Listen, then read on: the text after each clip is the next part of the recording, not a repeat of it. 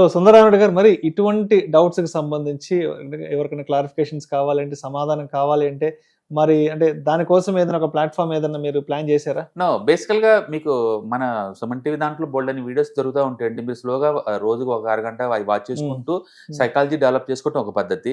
రెండోది మీకు ఒక మెంటర్ లాగా ఒక ఏదైనా అడ్వైజ్ లాగా లేదా ఏదైనా కోర్సు స్టెప్ బై స్టెప్ ఒక ప్రాక్టికల్ వేలో నేర్చుకుందాం అనుకుంటే మనం ఎట్టాగు every month ETFs, index funds and mutual funds educative webinar ఒకటి. వాళ్ళు అలాంటి వాటికి ఎన్రోల్ అయ్యారనుకోండి, వాటి స్టార్టింగ్ స్టెప్ ప్లస్ ఎక్కడ బిగించాలి, ఎక్కడ ఎగ్జిక్యూట్ చేయాలో వాళ్ళకి క్లారిటీ వస్తుంది.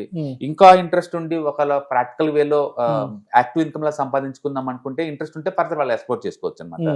అందుకని స్టార్టింగ్ స్టెప్ ఎవరైనా ఇన్వెస్టర్స్ కి అయినా సరే ఈ ప్రోగ్రామ్ షూట్ అవుతుంది. పైగా ఇంట్లో ఉండి ఎక్కడన్నా ఇన్నోవేర్ నేర్చుకోవచ్చు వాటిని.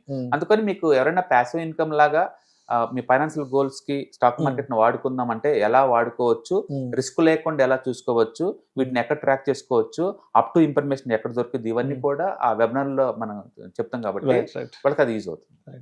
సో మొత్తంగా ఈక్విటీ ఇన్వెస్ట్మెంట్స్ కి సంబంధించిన ఏమైనా డౌట్స్ ఏదైనా ఉంటాయి, అదేవిధంగా మ్యూచువల్ ఫండ్స్ కి సంబంధించి, ఇండెక్స్ ఫండ్స్ కి సంబంధించి, ఈటీఎఫ్లకు సంబంధించి ఏదైనా డౌట్స్ ఉండి మీతో ఇంటరాక్ట్ అయ్యి మీతో మాట్లాడి మీ ద్వారా ఏదైనా కొన్ని డౌట్స్ క్లారిఫై చేసుకోవాలనుకుంటే మాత్రం ఎవ్రీ మంత్ అండ్ మీరు ఎడ్యుకేటివ్ వెబినార్స్ కండక్ట్ చేస్తుంటారు కాబట్టి వాటికన్నా ఎన్రోల్ అయితే మీతో ఈజీగా ఇంటరాక్ట్ అవ్వడానికి ఛాన్స్ అయితే ఉందంటారు.